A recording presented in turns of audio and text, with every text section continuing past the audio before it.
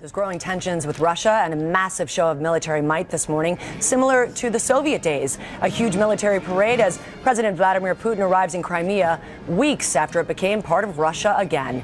ABC's Terry Moran is right there in Crimea with the story. Good morning to you, Terry.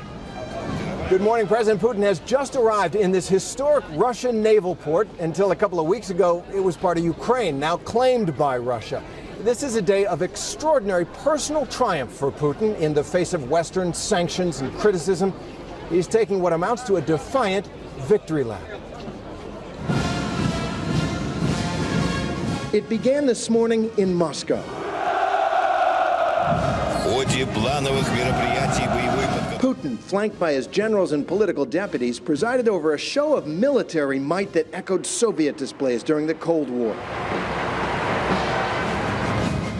11,000 troops, 150 military vehicles and missiles, 70 aircraft roaring overhead. This day is sacred to Russians. It marks the country's victory over Nazi Germany in a war that killed 20 million here. We will protect Russia, its glorious history, and first and foremost, we will serve our homeland, Putin told the adoring crowd. He is riding sky high right now, even presiding over a Russian missile launch, part of rare nuclear weapons exercises yesterday. But for all his chest thumping and defiance, Putin seems to have stepped back from these armed forces. Pro-Russian separatists in eastern Ukraine who are planning an independence referendum on Sunday, even though Putin has now called for it to be canceled and claimed he's pulling back Russian troops from the border, though U.S. and NATO officials still say they've seen no sign of it.